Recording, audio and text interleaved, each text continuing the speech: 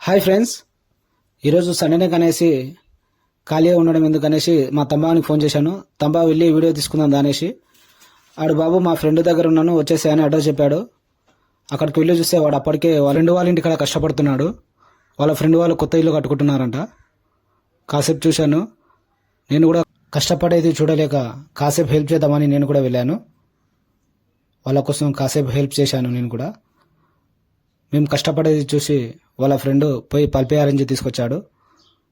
అది మా తమ్మవాడు బాటిల్ని బాగా షేక్ చేసి మూత తీసి అందరికి ఒక్కొక్కరికి పోశాడు. అందరం మాట్లాడుకుంటూ పల్పి ఆరెంజ్ని స్లోగా తాగాము. మా ఓన్కి సగం తాగాక గుర్తొచ్చింది, ఇంకా చేసుకోవట్లేదు బాబు అనేసి అన్నాడు. వాని కోసం మళ్ళీ ఒకసారి అందరం చేసుకోవడం అయితే జరిగింది.